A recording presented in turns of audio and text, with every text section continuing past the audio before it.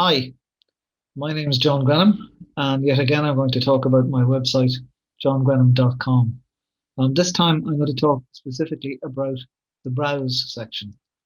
This is a part of the site that's completely free for anybody to use. There's no soft paywall or anything like that. Um, it's based largely around the fifth edition of my book, Tracing Your Irish Ancestors. That's what this here is. The new and updated. The fifth edition came out in 1999. No, not 1999. Came out 2019, and I updated the the record descriptions here over the summer of 2020. So there are two ways of going at these. You can see there's drop down links here. So this is basically the how-to section of Tracing Our Irish Ancestors. There are a few differences. Well, first of all, it goes through the major um, Irish record sources. The where to start is a very general guide to what you need to know before you start doing research in Irish records, and if you don't know it, where you might find it in US records or Canadian records or UK records. And then the four major record sources are the state records of births, marriages, and deaths, the General Register Office, the surviving censuses, church records, property and valuations. In each case, there's a submenu with detailed, you can go through it next to next to next, reading it. So giving advice on researching particular people, particular circumstances, um, advice with what's online, for example, 1901 and 1911 online, the church records by denomination, and within each denomination, then what's online and where you can find them. The property and valuations, Irish place names, a very important piece of the puzzle for any Irish ancestry, and how you go about identifying them. And then the two main 19th century property surveys, the Tyler Plotman books and Griffith's valuation, and then something about Griffiths Online. Then the Valuation Office, which produced Griffiths and produced also a lot of other manuscript records, and then estate records, records of the great landed estates and the tenantry and so on, and where you might find them if you're lucky. Well, something that's not specifically a chapter in Tracing Irish Ancestors is this part of it, gravestone inscriptions. They're graveyards. There are three kinds of records associated with graveyards: gravestone inscriptions, church burial registers, and graveyard burial registers, generally municipal local authority burial registers. They usually date from the end of the 19th century, so they're less useful for 19th century ancestors, but they can be very useful for surviving relatives, for identifying surviving relatives. And what I've done here in each case is list where the where those registers, those records are to be found. For example, gravestone inscriptions. There are huge numbers of online sites now doing transcripts. There are a lot of publications that are offline. It goes through them all. Okay, for the graveyard burial registers, a lot of the local authority burial registers are now online. Most of them for free, certainly in the Republic anyway. The largest one would be Glasnevin Cemetery in Dublin, which has a huge collection of records. Um, Otherwise, the Genealogical Office, this is a description of the history and the functions of the Genealogical Office, the Office of Ulster King of Arms. There's a complete list of the manuscripts, and within those lists, there's a complete list of what is and isn't online. So, for example, it tells you funeral arms, they're online. They're fees of office, precedent, royal degrees, and dignitaries, and so on. Where are they? They're on the National Library of Ireland catalogue, and they've shoehorned them into the catalogue, and there they are there. Okay, there we go. The records, again, genealogical office directories. These would be commercial directories listing merchants, traders, gentry, and so on. They're subdivided as in the book into Dublin registers, registers that cover the whole country, and then registers that cover a particular part of the country. Newspapers, a source that's become much more relevant in the fifth edition of the book than it was in the previous ones because so much has been digitized. And again, A large part of this discusses what's online, where, how to go about it. The two main sites would be irishnewsarchive.com and britishnewspaperarchives.com, both paying, both quite different. Will's probably the gnarliest of all the Irish genealogical sources. Again, this goes through them in details, describes the system, how they were set up, um, how most of them were lost, how the substitutes, whatever substitutes there are, where they are, and so on. It's again more or less a copy of the chapter in Tracing Irish Ancestors. The Registry of Deeds, the only undamaged repository dating from the early 18th century. Most of it now online, as you can see here. It'll give you details of how you get it online. And then occupational records. There is a chapter on occupational records in the book, but this is a little different. This is entirely digitized. So, for example, just see soldier. Where are we? Soldier, submit.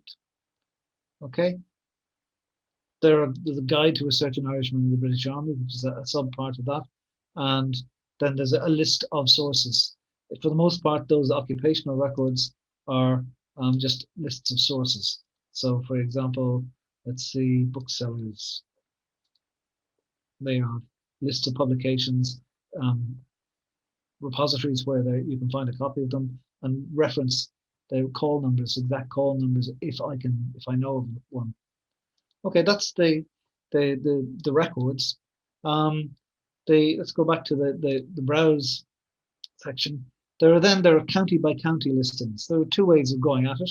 You can pick a county from the drop down list and a subcategory from the sub drop down list, or you can just go to the map, click on, say, Galway, and this is the index page for Galway genealogical records. For each county, there's a description of the physical nature of the county, the potted history, and surnames associated with it.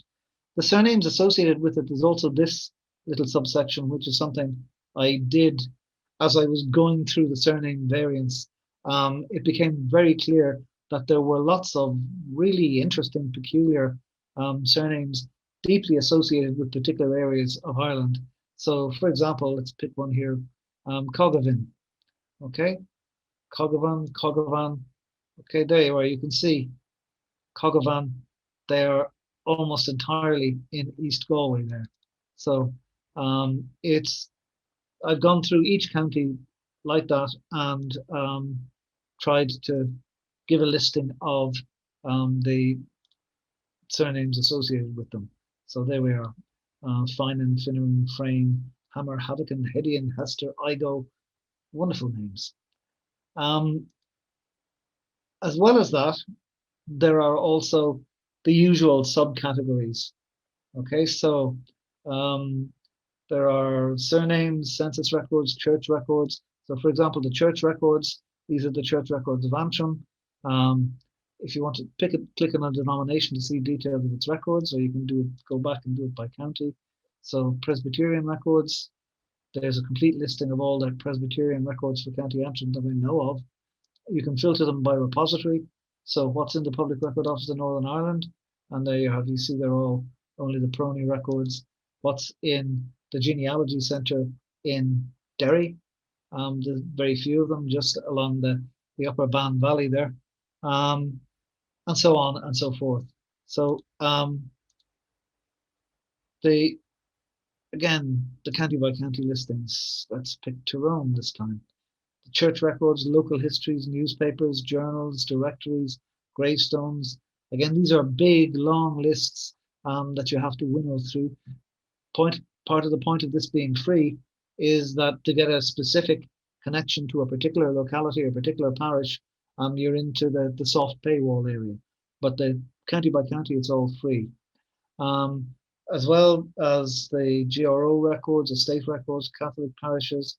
Again, these link to the maps that we were talking about. It gives you, this is County Tyrone Catholic parishes, and this is a list of all the records for Kappa. Civil parishes, again, this now, you click on this and you're into the soft paywall territory. So it's more specific. It's related to the civil parish, but you're starting off from the county. Okay. Um, and finally, for each county, there's a set of links. They're not that useful, I think. It's really just to give you a direct connection to any historical societies or family history societies that are relevant to the particular county. So in this case, the North of Ireland Family History Society, this being Tyrone, or the Clogher Historical Society, so Tyrone, Fermanagh, and Monaghan, that sort of area. The idea is to just provide quick and easy links to anything that relates specifically to that county. Okay, that's the counties. Um, you can see one of the peculiarities is there are distinct sections for Dublin City and Dublin County. And because Dublin was a growing city and expanded out into the county, the boundaries between the two are pretty fluid. So if you're looking for somebody in Dublin, look in the city and look outside the city at the same time. Okay, what else have we got here then? We have maps. We've looked at these already. These are the information maps, the overall, the Catholic parishes. Again, we looked at that, the civil parishes and the poor law unions. Again, the poor law unions related to the local districts through which births, marriages, and deaths were recorded. So back to our browse. Again, immigration. Again, this is something that is only partly in the published work. This, The Irish Abroad, is one of the chapters in the book. It's done very differently here. So you pick a continent, Europe, you get 90 published works on the Irish in Europe. You pick an area there, and now you have a link. You have 40 published works on the Irish in France. And these are 95% published works. So, or you can pick a particular area, see the Irish in Brittany, and there's one work in the Irish in Finisterre at the end of the 17th century. Again, for the US, this is probably that subdivision is probably more useful. So you have, for example, the Irish in Arkansas, okay, the Confederate States and farewell to famine. So that there are whatever there is should be findable there. Also under immigration is the passenger list search.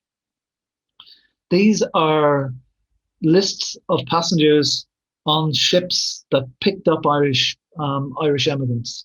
So that's a very carefully phrased way of putting it, because a lot of the ships came from, say, Liverpool and called in at Queenstown Cove, as it now is, and picked up most of their passengers there and then sailed on. But the point of origin is Liverpool, not Queenstown. The same further north, lots of ships left Glasgow and called into Derry, Londonderry, and picked up passengers there and sailed on. So the idea is ships that had Irish immigrants on them. All right. So it's organized in 4 different ways. First of all, you can see here it's purely alphabetical by ship's name. A to Z, Abbotsford, Abyssinia, Achilles, and so on. You can also search it by place of origin. So let's just say Glasgow. Okay. So these are ships that left Glasgow and went to Argentina, New York, Port Chalmers, New Zealand. A lot of these went to New Zealand. Philadelphia, a lot of them went to as well. You can also pick it by destination. So we said New Orleans. Why not? Here's a list of ships going from Irish ports and also here in this case from Liverpool to New Orleans with Irish passengers. And you can click on the link and get the list. These lists are not on the site. These are external lists that I've tracked down over the years and put together like this. And then by year, you can pick a period. So 1860 to 1876, and you can sort it by year, or you can sort it by ship's name, or you can sort it by origin, and so on.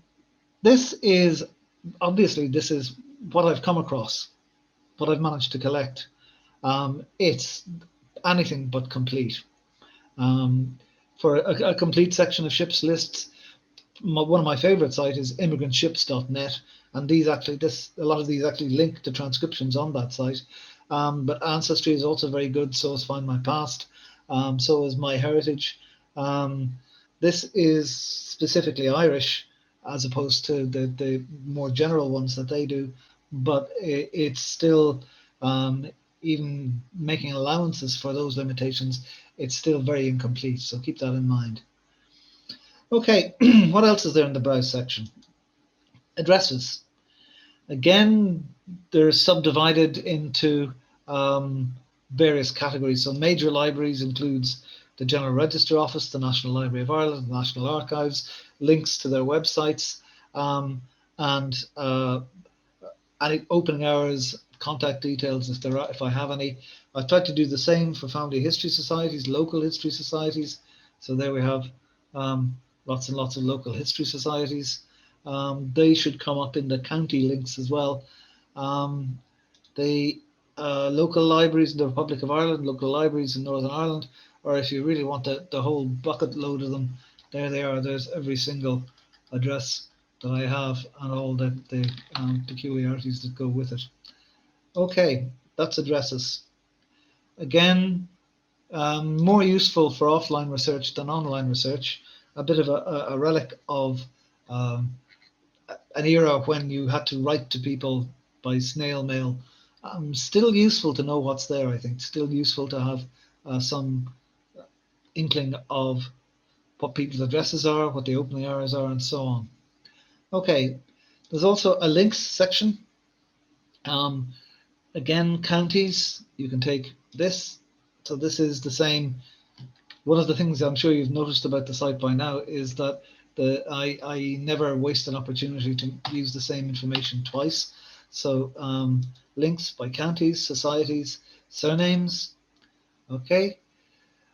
These are again part of the results screen when you put in a surname on the front page, and you get any websites that are related to that surname. And this is a complete listing of all of those done alphabetically. So starting by Webb, Wolf, West, Webb, Waldron, and this uses all the variant spellings as well. There's also a very something I refer to quite regularly is this: what Irish genealogy records are online. This is an attempt to give a complete overview of. It's never going to come, to include that bit of a site that somebody put up about their Uncle Jimmy and where he was born and where he's buried. So it's not it's records rather than individual family sites. But again, it's this gnawing feeling you can very easily get with Irish records that you're missing something. This is designed to try and give you the view from the mountaintop so that you can reassure yourself you're not missing anything. And it's again subdivided: graveyards, genealogical, newspapers, emigration, wills.